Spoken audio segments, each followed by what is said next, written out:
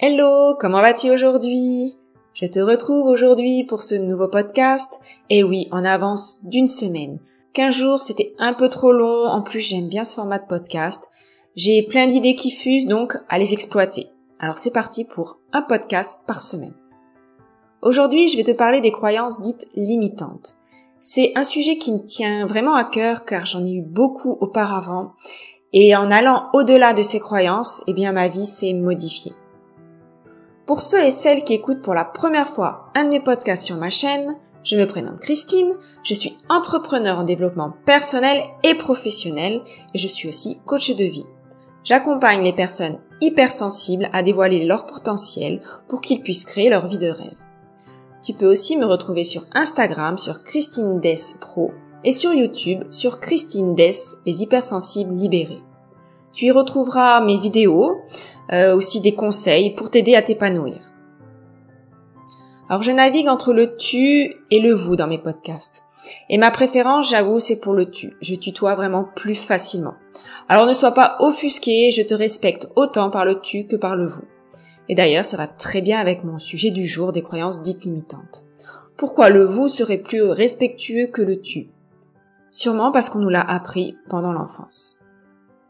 Je vais donc te parler de croyances dites limitantes. Déjà, est-ce que tu sais ce que c'est? Moi, j'ai appris ce terme il y a à peu près, je crois, un peu plus d'1 an. Maintenant, c'est un terme qui s'est répandu dans son utilisation dans le développement personnel et professionnel. Moi, avant de connaître ce terme, j'avais déjà remis en cause beaucoup de mes croyances. J'étais enfermée dans des croyances qui ne m'appartenaient pas, que j'avais appris enfant par mes parents, par mes profs, par les « on m'a dit ». J'étais donc limitée. Je sortais pas de ce que j'avais appris, de ce qu'il fallait faire soi-disant. J'avais l'impression de vivre une vie qui était limitée, qui était vraiment frustrante. Alors, j'ai commencé à me poser des questions sur certaines de mes croyances qu'on m'avait inculquées. Est-ce qu'elles étaient vraiment vraies? Est-ce qu'elles sont vraies pour moi? Et tu veux savoir la réponse? Eh bien non, ces croyances étaient pour la plupart fausses. Selon le Larousse, une croyance est le fait de croire à l'existence de quelqu'un ou de quelque chose ou à la vérité d'une doctrine ou d'une thèse. Donc de croire et non de savoir. Donc c'est une vraie différence.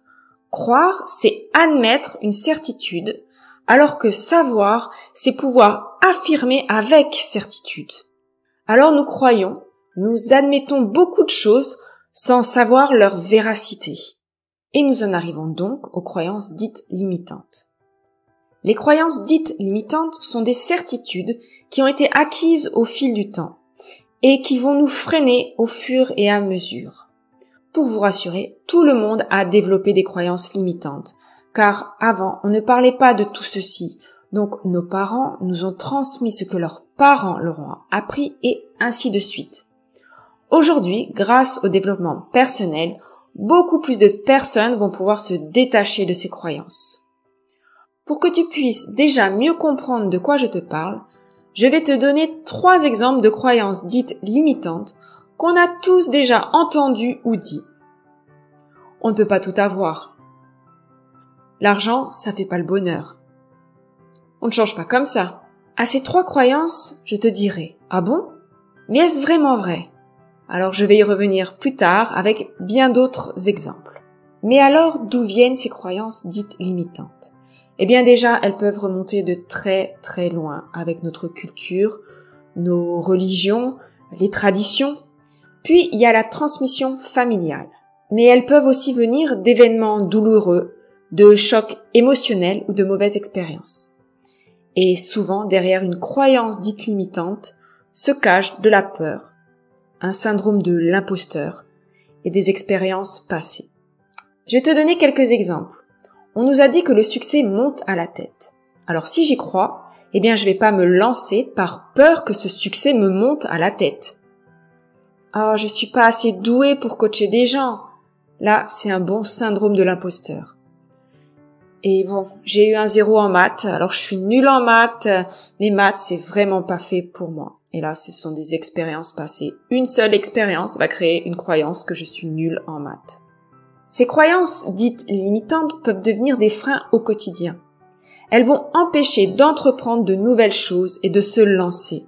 Elles enferment dans une zone de confort, bien sûr qui sont protectrices, mais elles parasitent la façon de penser. Car pourquoi oser quelque chose si c'est pour échouer? Mais comment savoir si on va échouer si on ne tente jamais? Donc tu vois, ces croyances peuvent nous auto-saboter et ne pas révéler notre plein potentiel. Heureusement, ces croyances sont mises régulièrement à jour par notre vécu, par nos expériences. Ça veut donc dire qu'on peut les changer. Il y a à peu près 10 ans, je croyais savoir dessiner que le fameux bonhomme avec des traits verticaux et horizontaux. Je pense que tu vois à peu près ce fameux dessin. Je me suis toujours dit que je savais pas dessiner, que j'étais nulle là-dedans et que l'artiste, ça se révélait quand on était enfant. Donc pour moi, c'était trop tard. Et un jour, j'ai eu une patiente artiste peintre avec qui je discutais beaucoup de dessins, de ses dessins. Et un jour, elle m'a dit que j'en étais capable. Alors là, je peux vous dire que je ne l'ai pas cru parce que j'ai toujours dessiné un bonhomme avec des traits verticaux et horizontaux. Je ne l'ai pas cru, vraiment, je ne l'ai pas cru de suite, car ma croyance, elle était bien profonde. Mais elle m'a quand même mis le doute. Et un jour, elle m'a dit d'essayer. Bon, alors je me suis dit, pourquoi pas? De toute façon, je risque rien. Au pire, c'est un bonhomme avec des traits. Je m'y suis mise, le final m'a beaucoup surprise. J'avais dessiné un portrait ressemblant au crayon à papier. Vrai de vrai, j'y croyais pas. Je savais dessiner et même j'avais du talent. Je crois que ça a été d'ailleurs le premier déclencheur pour remettre en question toutes mes croyances. Ces croyances, dites limitantes, en plus sont basées sur une vérité qui est standard pour tout le monde et on essaie de s'y formater. Déjà, là, on se met à réfléchir. Comment une chose peut être vraie pour le monde entier? Comment repérer une croyance qui peut être limitante? Déjà, avec les mots suivants. Tout le monde. Tout le monde s'en fout. Avec les gens. Les gens obtiennent ce qu'ils méritent. Le mot personne. Je crois qu'on ne peut compter sur personne. Le mot jamais. J'y arriverai jamais. Les mots pas le temps. J'ai pas assez de temps pour apprendre une langue étrangère. Ou toutes les phrases où tu te dis je dois, il faut, à chaque fois, trop. Par exemple, je suis trop vieux, c'est pas possible ou je ne suis pas capable. Une fois que tu as repéré une croyance, pose-toi la question si ce que tu crois est vraiment vrai. Prends chacune de tes croyances et dis « j'ai la croyance que ». J'ai la croyance que l'argent ne fait pas le bonheur. Déjà, en mettant ce mot « j'ai la croyance que », tu dis que ce n'est qu'une croyance, donc pas forcément vrai. Pose-toi les questions suivantes. Qui a dit ça?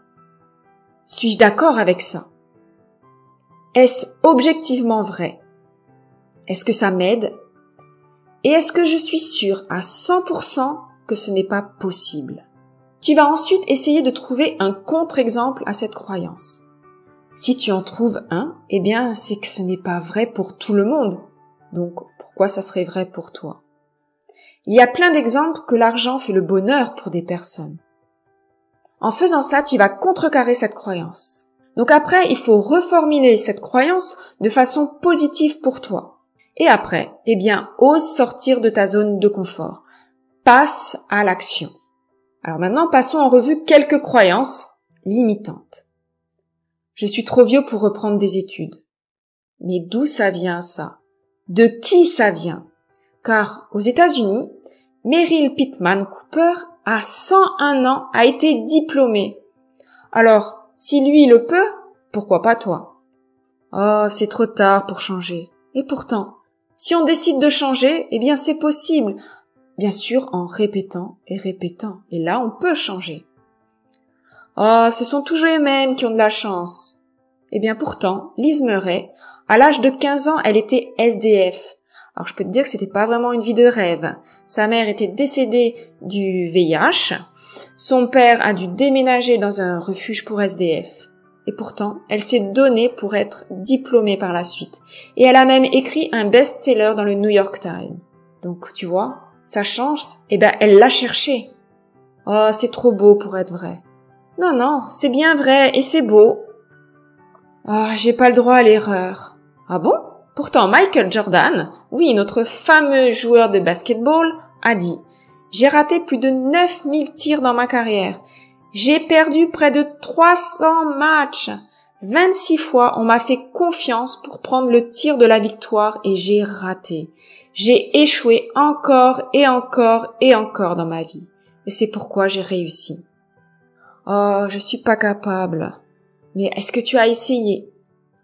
C'est sérieux là, on travaille. Ah bon? Rire empêche d'être performant au travail? Les hommes, c'est tous des brutes.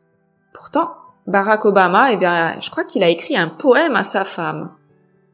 Je peux faire vraiment confiance à personne. Mais quelle expérience te fait dire ça?